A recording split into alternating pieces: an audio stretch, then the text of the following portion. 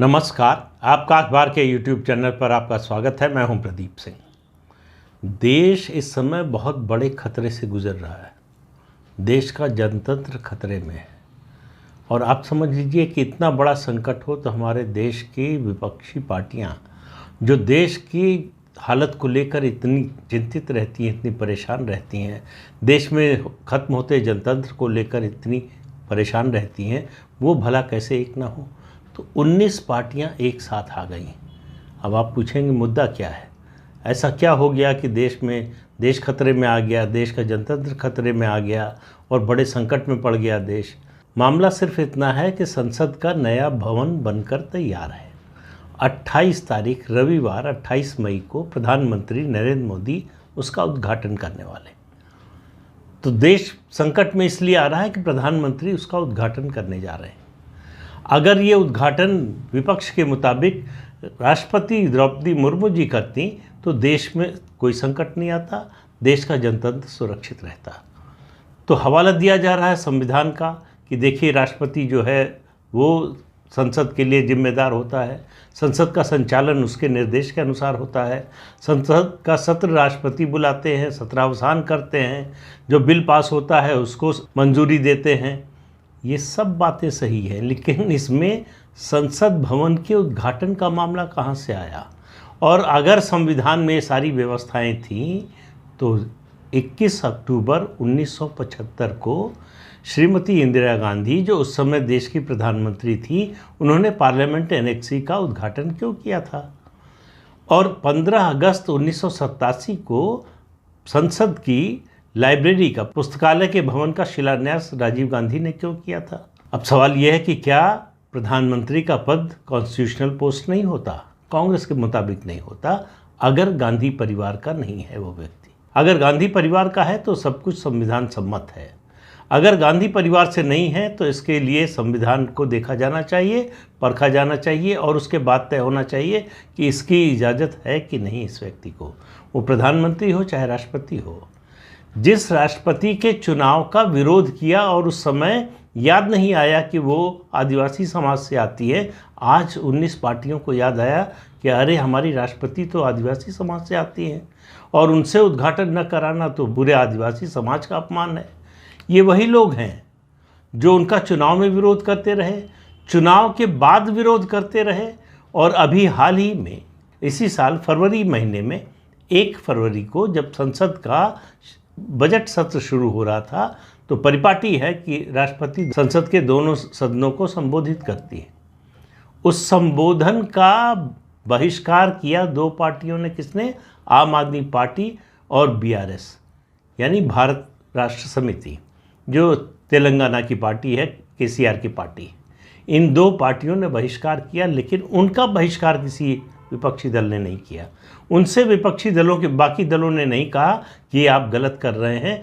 ये पहली बार भारत के संसदीय इतिहास में हुआ कि राष्ट्रपति के अभिभाषण का कुछ पार्टियों ने बहिष्कार किया। ये वो लोग हैं जो चिंतित सिर्फ इस बात से हैं कि मोदी क्यों उद्घाटन कर रहे हैं और राष्ट्रपति क्यों नहीं कर रही। और इन लोगों की सारी चिंता उस समय कहाँ थी जब UPA की चेयरपर्सन होने के नाते, या फिर कह लें कि NAC की चेयरपर्सन होने के कारण, सोनिया गांधी ने मणिपुर विधानसभा के नए भवन का उद्घाटन किया था। तो UPA का चेयरपर्सन हो या NAC का चेयरपर्सन हो, वो तो कोई संवैधानिक पद है नहीं। सोनिया गांधी ने कैसे किया था? तब जनतंत्र खतरे में क्यों नहीं पड़ा? तब देश पर संकट क्यों नहीं आया? सारी समस्या मोदी से है। क्यों है मोदी से? इसलिए कि मोदी ने विपक्ष का जो पूरा इकोसिस्टम है उसको हिला दिया है। आप देखिए इतनी अफरा तफरी मची हुई है विपक्ष में, उनको समझ में नहीं आ रहा करें क्या। मोदी विदेश जाते हैं, वहाँ तो जिस देश में जाते हैं वही देश प्रशंसा करता है। चाहे अमेरिका चले जाएं, चाहे जापान चले जाएं, चाहे ऑस्ट्रेलिया चले जाएं, चाहे किसी और देश में चले जाएं, हर जगह उनको एक सर्वोच्च नेता के रूप में सम्मान मिलता है, उनकी प्रशंसा होती है, उनसे मिलना चाहते हैं लोग। अमेरिका जैसे देश में, ये बात शायद मैं पहले कह चुका हूँ, अमेरिका जैसे देश में जो दुनिया का सबसे ताकतवर देश है, उस देश के राष्ट्रपति कहते हैं प्रधानमंत्री नरेंद्र मोदी से कि मेरे देश के सब लोग आपसे मिलना चाहते हैं। और वो भारत लौट कर आते हैं तो क्या सुनने को मिलता है, लोकसभा में जो कांग्रेस पार्टी के नेता हैं, संख्या कम है इसलिए विपक्ष के नेता का दर्जा नहीं मिला है, लेकिन कांग्रेस पार्टी के लोकसभा में नेता हैं अधीर रंजन चौधरी, वो बोलते हैं पगला मोदी। ये भाषा है देश की सबसे बड़ी विपक्षी पार्टी की, उसके नेता की। इससे आप अंदाज़ा लगाइए कि बौखलाहट का, परेशानी का आलम क्या है, उसका स्तर क्या है। उधर एक सज्जन है, दिल्ली के मुख्यमंत्री हैं अरविंद केजरीवाल, वो नगरी नगरी द्वारे द्वारे घूम रहे हैं, सबसे सहायता मांग रहे हैं कि हमने तुम्हारी सहायता नहीं की लेकिन तुम हमारी सहायता करो। उस पर जम्मू कश्मीर के पूर्व मुख्यमंत्री उमर अब्दुल्ला ने कहा कि शर्म आनी चाहिए। जब 370 और जम्मू कश्मीर के विभाजन पर और जम्मू कश्मीर को यूनियन टेरिटरी बनाने के मुद्दे पर हम समर्थन मांग रहे थे, तब आप बीजेपी के साथ खड़े थे, बीजेपी का समर्थन किया, आज हमसे समर्थन मांग रहे हैं।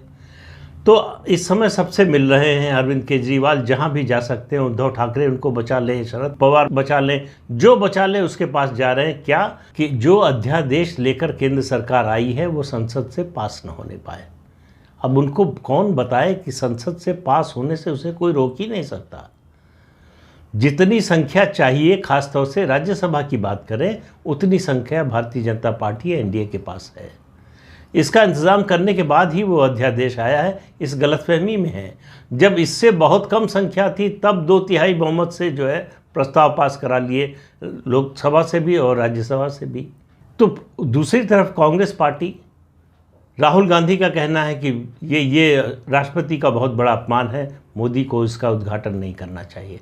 यानी मोदी को उद्घाटन नहीं करना चाहिए, ये एक समस्या है। दूसरी समस्या और बड़ी हो गई है, उसकी वजह यह है कि ये तय किया है सरकार ने कि 75 साल से जिस राजदंड को छुपा कर रखा गया, जिसको दिया गया था जवाहरलाल नेहरू को 14 अगस्त 1947 को, ये प्रतीक के रूप में कि ये जो ब्रिटिश सरकार है वो सत्ता का हस्तांतरण कर रही है भारत के लोगों को, उसका प्रतीक है। उसको जो छिपा कर रखा गया उसको प्रधानमंत्री 28 मई को लोकसभा अध्यक्ष के आसन के बगल में स्थापित करेंगे। अब कह रहे हैं कि ये तो कम्युनल एजेंडा है, ये राजदंड, उसके ऊपर, राजदंड के ऊपर नंदी भगवान बैठे हुए हैं, तो कम्युनल नज़र आ रहा है। जब जवाहरलाल नेहरू को दिया गया था तब वो राजदंड सेकुलर था, जब मोदी उसको स्थापित करेंगे तो वो कम्युनल हो गया। तो यानी मोदी जो भी करें वो कम्युनल है, उसका विरोध होना चाहिए। तो राहुल गांधी उसका विरोध कर रहे हैं। तो राहुल गांधी का विरोध डॉक्टर सुब्रमण्यम स्वामी कर रहे हैं। राहुल गांधी अब सांसद रहे नहीं तो उनके पास अब डिप्लोमेटिक पासपोर्ट नहीं रह गया है। आपको मालूम होगा कि हर सांसद को डिप्लोमेटिक पासपोर्ट मिलता है, 2 पासपोर्ट होते हैं उनके पास, एक जनरल पासपोर्ट अगर उन्होंने बनवाया है, दूसरा डिप्लोमेटिक पासपोर्ट, वो उनका ख़त्म हो गया। तो जनरल पासपोर्ट के लिए एनओसी के लिए अप्लाई किया है। डॉक्टर स्वामी का कहना है कि इनको एनओसी नहीं मिलनी चाहिए, पासपोर्ट नहीं मिलना चाहिए। तो राहुल गांधी परेशान है, अमेरिका जाना है जून में, समय बहुत कम है। दूसरी ओर आम आदमी पार्टी के एक नेता हैं 3 में न 13 में, संजय सिंह, उनके दो सहायकों के यहाँ ईडी का छापा पड़ा तो उन्होंने कहा कितना भी सताया जाए संघर्ष जारी रहेगा। उधर गुजरात की कोर्ट ने सम्मन इशू कर दिया है फिर से अरविंद केजरीवाल और संजय सिंह के नाम। जो प्रधानमंत्री की डिग्री को लेकर इन्होंने मुद्दा उठाया था वो गुजरात हाई कोर्ट तक गया। गुजरात हाई कोर्ट ने इनकी याचिका रद्द कर दी और 25,000 का जुर्माना लगाया। उस पर अरविंद केजरीवाल ने कहा कि प्रधानमंत्री की डिग्री दिखाई नहीं जाती और पूछने पर जुर्माना लगाया जाता है, ये हो रहा है इस देश में। उस पर सम्मन इशू हुआ है, पेश होना था 24 मई को। उस दिन के सम्मन को लेकर कुछ जो है गलतफहमी हुई तो अब दूसरा सम्मन जारी हुआ है, नया सम्मन, जो 7 जून को इनको गुजरात की अदालत में पेश होना है। उधर तेजस्वी यादव, लालू यादव के परिवार से पूछताछ चल ही रही है। उनके करीबी लोगों के यहाँ अभी हाल ही में छापे पड़े हैं।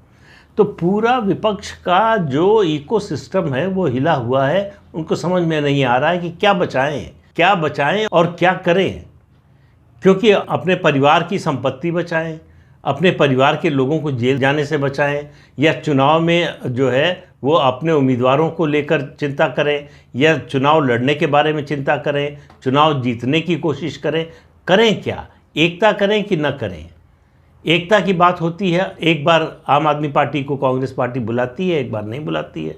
दिल्ली की सर्विसेज के मामले में केंद्र सरकार के अध्यादेश पर कांग्रेस पार्टी विरोध में है कि समर्थन में, पता नहीं। अजय माकन बाकायदा बड़ा ब्यौरा देकर बता रहे हैं कि इस पर किसी भी हालत में अरविंद केजरीवाल का समर्थन नहीं करना चाहिए, केंद्र सरकार का विरोध नहीं करना चाहिए। कांग्रेस पार्टी अभी तय ही नहीं कर पा रही है कि दरअसल उसे करना क्या है। वो संकेत इस बात के दे रही है कि वो समर्थन भी कर सकती है। अजय माकन का कहना है कि इस पर अरविंद केजरीवाल का समर्थन करना एक तरह से जवाहरलाल नेहरू, डॉक्टर अंबेडकर और सरदार पटेल का अपमान होगा। तो कांग्रेस पार्टी तो अपमान करने में कोई जो है गुरेज करती नहीं, उसको कोई परेशानी नहीं होती, किसी का भी अपमान कर सकती है, राष्ट्रपति का, प्रधानमंत्री का, किसी का भी। सिर्फ गांधी परिवार का नहीं होना चाहिए या उसका करीबी नहीं होना चाहिए। बाकी किसी को अपमानित किया जा सकता है, किसी के खिलाफ कुछ भी बोला जा सकता है। कांग्रेस पार्टी दरअसल फंस गई है और बुरी तरह से फंस गई है इस मुद्दे पर विरोध करके। संसद के नए भवन का पहले दिन से विरोध कर रही है कांग्रेस पार्टी। आज उद्घाटन को लेकर राष्ट्रपति की जाति याद आ रही है। जब संसद भवन बनना शुरू हुआ, उसकी रूपरेखा तैयार हुई, तब से विरोध कर रहे हैं। हाई कोर्ट में विरोध किया, सुप्रीम कोर्ट में विरोध किया, दोनों जगह से रिजेक्ट हो गया, हार गए। उसके बावजूद हार मानने को तैयार नहीं, उसके बावजूद जो है उनका ईगो इस बात को स्वीकार करने को तैयार ही नहीं है कि इतना बड़ा बदलाव जो ऐतिहासिक होगा उसमें गांधी परिवार की कोई भूमिका ही नहीं है। तो देश में कोई बदलाव इतना बड़ा कैसे हो सकता है जिसमें गांधी परिवार की भूमिका ना हो?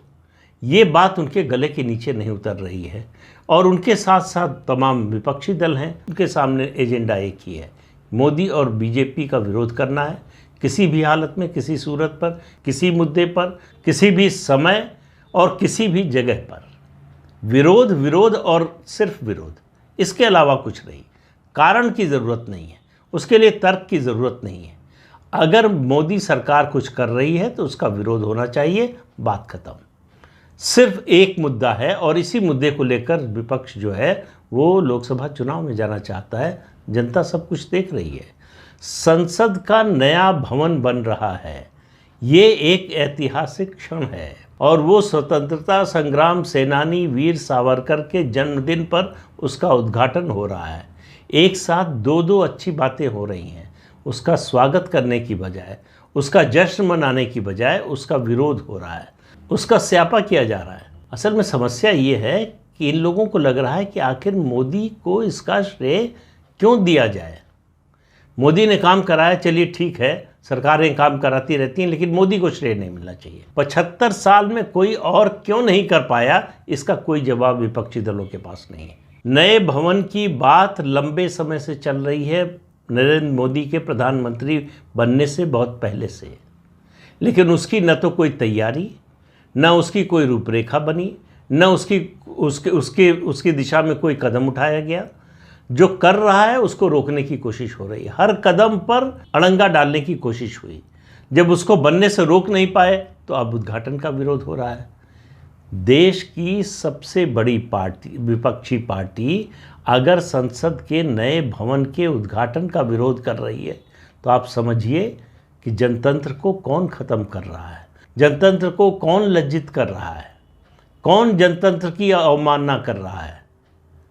इस विरोध का कोई आधार, कोई तर्क नहीं है कि प्रधानमंत्री उद्घाटन क्यों करेंगे, और जनता को ये समझाना विपक्ष के लिए और ज़्यादा मुश्किल है कि आखिर प्रधानमंत्री को उद्घाटन क्यों नहीं करना चाहिए। जो काम उन्होंने शुरू किया, जिसका शिलान्यास उन्होंने किया, उसका उद्घाटन उनको क्यों नहीं करना चाहिए वो प्रोजेक्ट पूरा होने पर। क्या विपक्ष ये तय करेगा कि जिस संसद भवन का उद्घाटन प्रधानमंत्री नरेंद्र मोदी कर रहे हैं उसमें कदम नहीं रखेगा? क्या विपक्ष में इतनी हिम्मत है, इतना साहस है कि सारे विपक्षी दल मिलकर तय करें कि लोकसभा से उनके सारे सदस्य इस्तीफा दे देंगे? ये हिम्मत है? अगर विरोध करना है तो वहाँ तक जाने की हिम्मत होनी चाहिए। अगर वहाँ तक जाने की हिम्मत नहीं है तो इस सांकेतिक विरोध से नुकसान आप अपना तो कर ही रहे हैं, वो तो करते रहते हैं, कोई नई बात नहीं है। आप इस देश का कर रहे हैं, इस देश की छवि का कर रहे हैं, इस देश के जनतंत्र का नुकसान कर रहे हैं और इस देश की परंपराओं का और इस देश की संस्कृति और सभ्यता का अपमान कर रहे हैं। तो इस अंक में इतना ही। अगले अंक में फिर मिलेंगे किसी नए मुद्दे के साथ। तब तक के लिए अनुमति दीजिए। आपसे अनुरोध है कि ये चैनल देखिए, शेयर कीजिए, लाइक कीजिए और सब्सक्राइब ज़रूर कीजिए। नमस्कार।